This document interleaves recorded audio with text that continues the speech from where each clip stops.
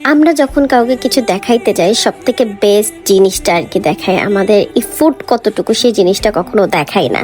আজকে মোটামুটি 2 মাস পর আমি একটু ফ্রি হয়েছি, ফ্রি হয়েই হচ্ছে আমার পছন্দের ড্রেসিং টেবিলটা আর কি মোটামুটি ঠিক করেছি।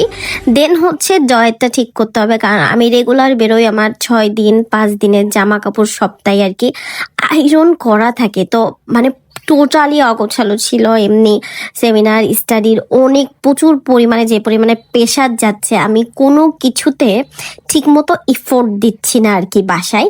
তো আজকে মোটামুটি আমি আলমারি ঠিক করব ভেবেই রেখেছি যে আজকের দিনটা আর কি আলমারি ঠিক করব। আমি জানি না এই ভিডিওটা আমি কবে নাগাদ দিতে পারবো। আজকে আমি 35 সেট জামা কাপড় আয়রন করেছি নিজ দায়িত্বে।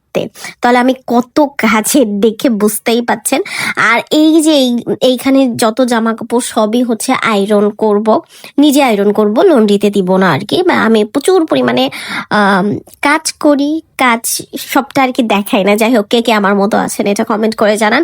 আর আলমারি ঘাটতে দেখলাম যে আমি কয়েকটা ড্রেস একদমই পরি নাই, ধরিও নাই। মানে কোনো কোনো ড্রেস এমন আছে যে একদিন পরে রেখে দিয়েছি। এর মধ্যে এই ড্রেসটা তো আমি একদিনও পরি নাই, ঈদে আর কি এই 3 পিসটা নিয়েছিলাম। তো এইখানে হচ্ছে আমি মোটামুটি আর কি জামা কাপড় গোছাই রেখেছি।